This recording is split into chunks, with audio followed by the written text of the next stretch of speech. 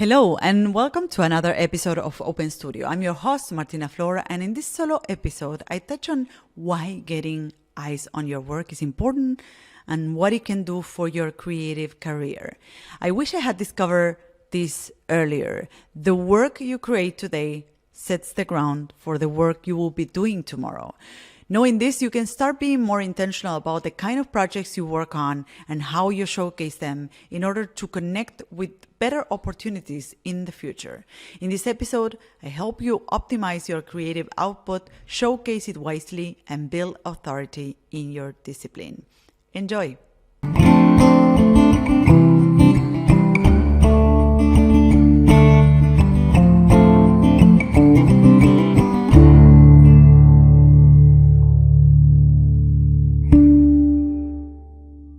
Hello and welcome to another solo episode. As you know, these are bite-sized shows where we touch on different strategies and tactics to improve your skills and upgrade your creative business. And today we will speak about how to get more eyes on your work. You have worked so hard into acquiring the skills that you have and nurturing them. And you're happy, you get to a point where you're happy with the work you're creating, but you start noticing that no one knows about it, right? And you don't have enough eyes on it. People don't get to know that you're creating this, right? So as you know, in previous episodes, we have touched on different things that have to do with making a living with your skills, working with dream clients, getting those dream clients. We even touch on one of the episodes on strategies to do client outreach and go after the opportunities that you would like to have as an artist. And I think there's one missing piece of the puzzle here, which is which kind of work you're going to approach them with and how you're going to showcase your work and the great work you do in order to attract the opportunities that you are looking for and the clients that you want to work with and the kind of projects that you want to work for.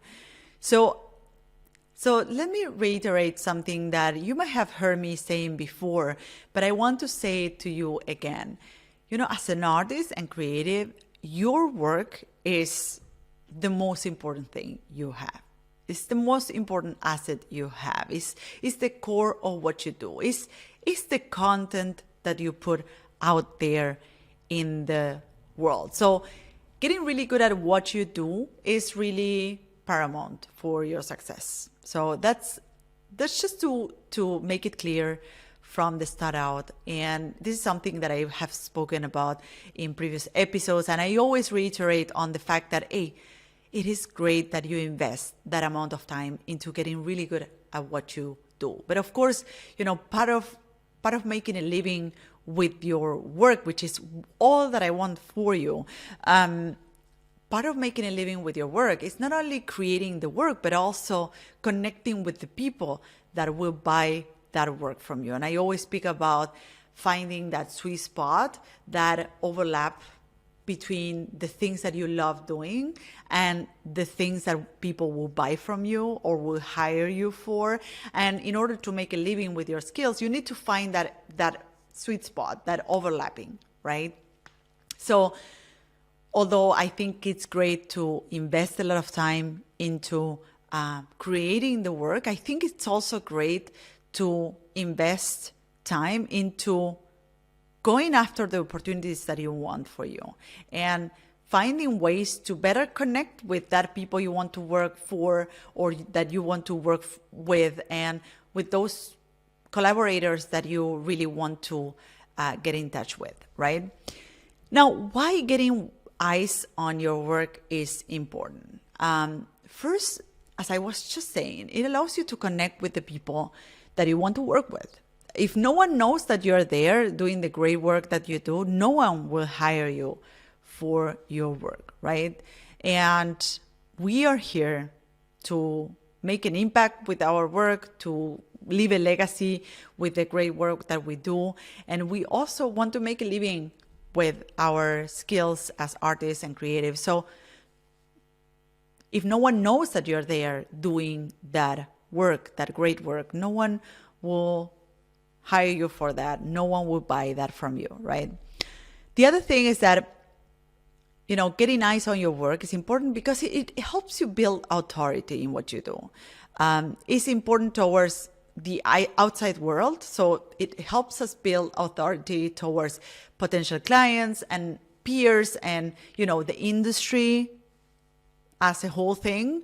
But it also allows us to build confidence, right? It allows us to build confidence as artists. When we get eyes on our work and we start getting comments from peers and we start getting those client assignments, we get validation in what we're doing, right? And this also helps us build confidence when we realize that we can help people with what we do and we have an impact on other people, call it a client, call it a brand, call it a colleague, call it other peers, then we start realizing how important our work is. And this helps us build confidence as artists. And I always say that, confidence is a very important asset for your success as an artist. You need to be confident in the work you're doing. You need to be confident that you have the skills. You need to be confident in having conversations with clients.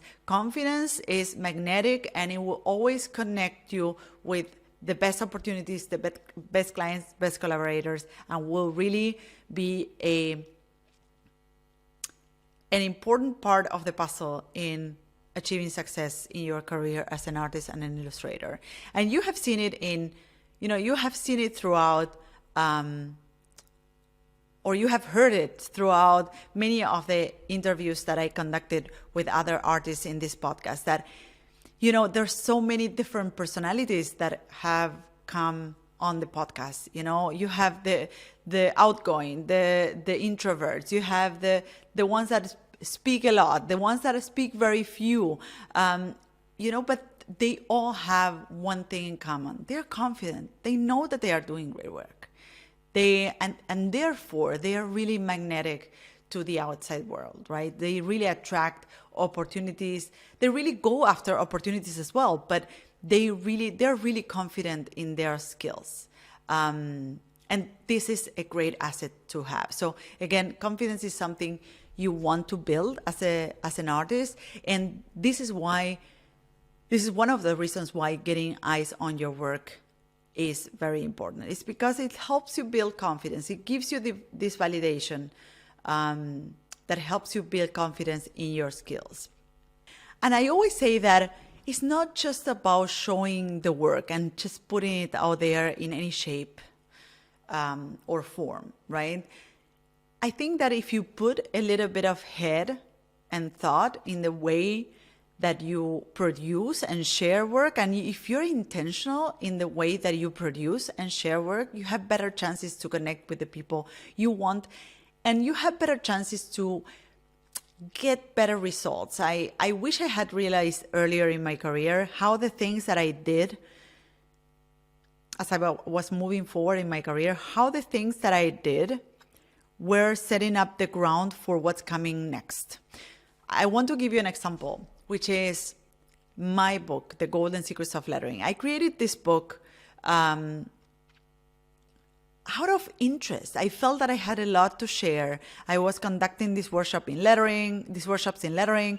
I was already, working as a lettering artist for a while. So I had all this wealth of knowledge with me, and I wanted to share that. And I had this idea to create a book.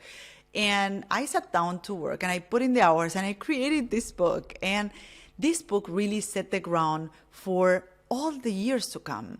After I created that book, I built authority in lettering, and I built authority specifically as a teacher in lettering. And a lot of people that come to my signature course, for instance, the lettering seminar right now, or that come to my academy, they come because they read that book, or because they heard of that book, or because they know that I wrote that book, and they see me as an authority. They know that I have not only the skills, but also I have the know-how of how to teach people about lettering. And I know that they trust me to guide them through the process of learning and mastering lettering.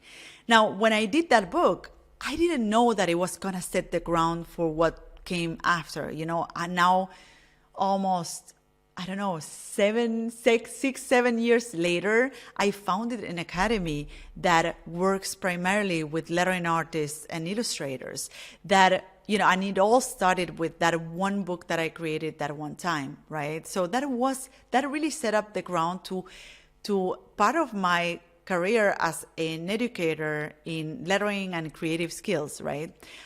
So that's what I say, that if you produce work, or if you put a little bit of thought into what you're creating, where are you investing your time, what is the work that you're putting out there, and in which shape, you can also set up the ground for what's coming next in your career. The same way that the book, The Golden Secrets of Lettering, really set up the ground for what came next in my career as a lettering artist and an educator. And I'm telling you this because I wish I would have been, or I wish I had known these things before, because many of the projects that I put out there, many of the things that I did, I would have done it more strategically, right? And I think that if anything, I want to pass this to you, that, you can set up the ground for what's coming next in your career if you put a little bit of thought in what you're doing right now, right? So let me go down one of the things that I see artists and creatives doing often, which is, we are so full as artists and creatives, we are so full of ideas and things that we want to do, right? And I see many artists struggling with completing their work. They start a new project, really enthusiastic, really full of energy, and they lose interest after time, right? And they don't go all the way to the completed or the finished piece. And this leads to unfinished work, and is one of the reasons why you never get to see the work of some artists out there, is because they don't get to complete their projects, right? And if anything, I always say that the piece that you create today sets the ground for the piece that you create tomorrow. So completing that lettering piece or illustration piece or piece of work today is very important in order to create a better one tomorrow, right? And I just see a lot of artists and creatives just go through the process of like starting a project very enthusiastic and just losing momentum and leaving most of their projects unfinished. And this leads eventually, or at the end of the day, this leads to not being able to show what kind of work they are capable of doing. So the other things that I see other artists doing is that they skip the details. They are not patient enough to go all the way to the finished piece, to do the finishing touch of the piece, to adding that depth, that detail that a professional piece requires. And, in a way, their designs look unfinished, or you feel that there's a little bit more to be done there, right? So, and I'm not speaking about work in progress. When you see someone else's work in progress, I love seeing someone else's work in progress, and I love when people share on social media or on their websites, even when they share their process or what are they are currently working on. I really love this. But I mean, when they create a piece and they say that the piece is finished and there's actually more to be done there, right? Another thing that I see is that when they finish that piece and they showcase it,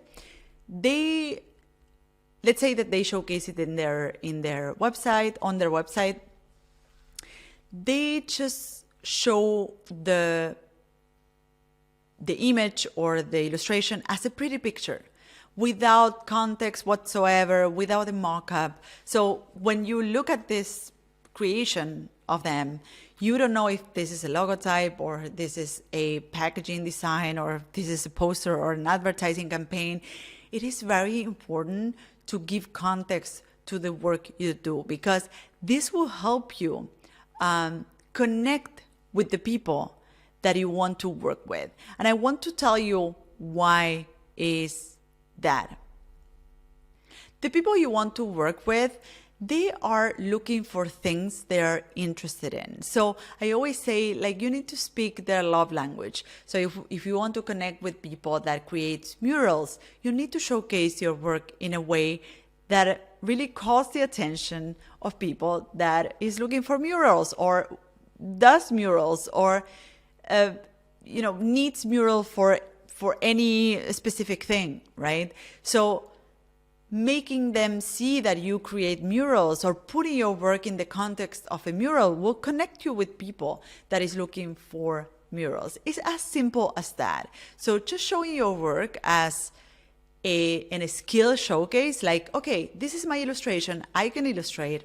This is my lettering piece, I can do lettering pieces. It's very different from saying, like, I can conduct a mural project, right, as a lettering artist. It's very different from saying, I have the skill to create this illustration and I can create an illustration for an advertising campaign. And look, I show you the advertising campaign, right? So you are presenting yourself as a problem solver, and you are going beyond just creating beautiful pictures. So here are a few ways to get more eyes on your work. First, complete your pieces of work. And I know this is a no-brainer, but I also know that as I was starting in my career as a lettering artist, I was just so excited about all the different things that I could learn and could do, that I was leaving a lot of things behind, a lot of things unfinished. And I was just wasting a lot of my time that I was putting into creating the work. And at the end, it will go lost because I would just miss the opportunity of finishing that work and showcase it in my portfolio. And don't be afraid of adding final touches. So don't be afraid to go all the way to adding details and depth and effects and all of the things that make your piece of work look really stunning. Make that piece as if it was the last one, right? And remember that the piece that you create today attracts the opportunities of tomorrow, or helps you connect with the people you want to work and with those dream assignments that you want to attract, right? And the strategy number 2 that you can use to get more eyes on your work is to showcase it in the way, or in a way that it resonates with the people you want to work with. So speak their love language in this sense. For instance, if you want to create logotypes, showcase your work in the context of a branding, right? Showcase your logotype or the thing that you created in the context in which it will be used. If you want to create murals, mock up your illustration into the shape of on a wall, right? Show the project in a way that anyone that looks at the project understands exactly what it is at one glance. And I want to tell you the story of Anna, which is one of my students in the lettering seminar. And with this, I'm going to wrap up this episode. She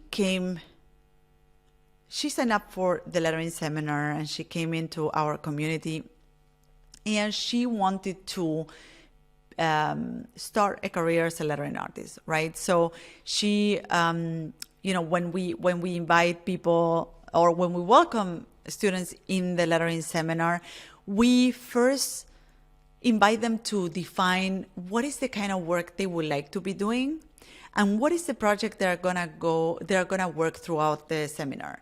In the seminar, they don't only learn all the fundamentals and techniques and the frameworks, but we also walk them through the process of creating their best work yet.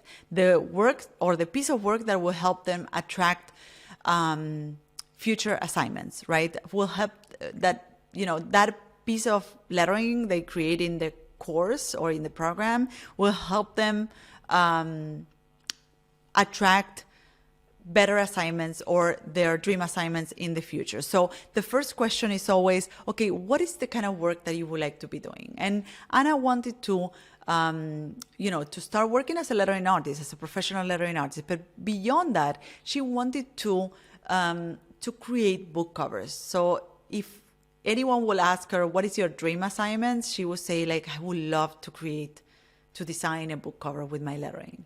So that is a project she created throughout the program. She created not one book cover, she created a series of book covers. So she used classics to create her designs, or classic titles to create her designs, and she created a series of book covers. She mocked up those covers onto real book covers, and she showcased the project on her website. So if you go to her website, you will find it there for sure.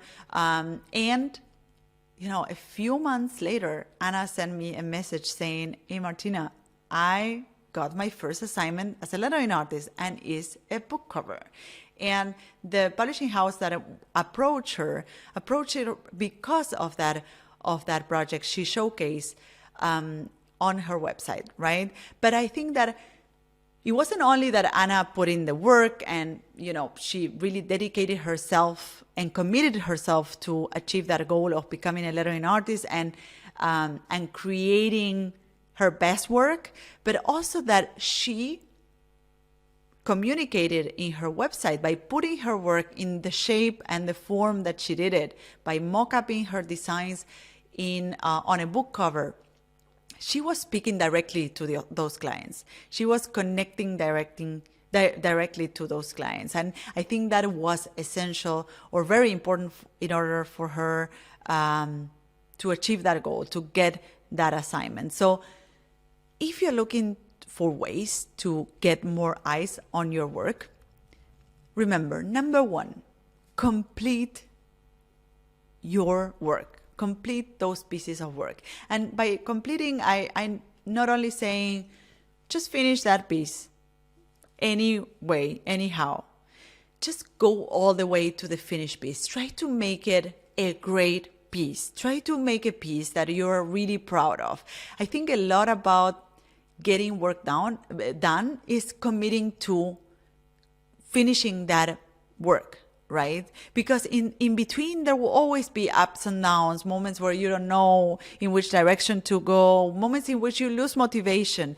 But a lot of in all sides of life, committing to something gives you more chances of achieving that thing, of succeeding. So completing your pieces of work is really important for you in order to move on to the next one and do it even better, right? So do your best in this piece of work, and you will see that the second one or the ones that are coming next will be a lot better, right? And remember this idea of that this piece that you create today will attract your best opportunities tomorrow, right? And the strategy number 2 is that showcase the project or the work that you created in a way that resonates with the people you want to work with. First, identify the kind of work you would like to be doing.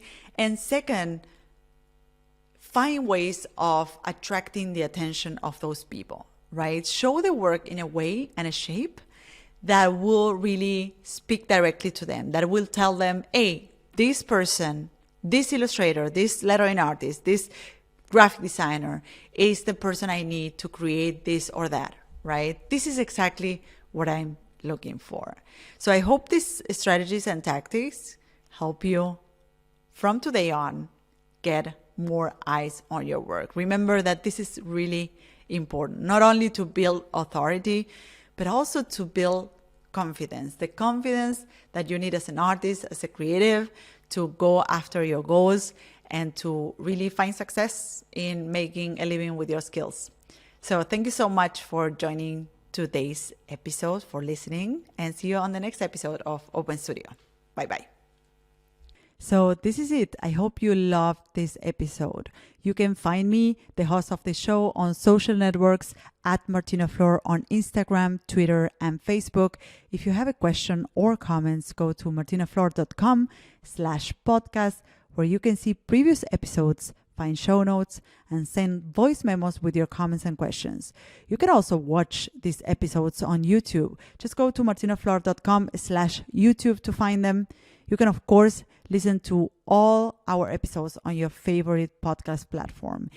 If you loved this episode, subscribe to this podcast. And if you leave us a review, it will help others find us. Thank you all for listening, and see you in the next episode of Martina Flor's Open Studio. Bye-bye.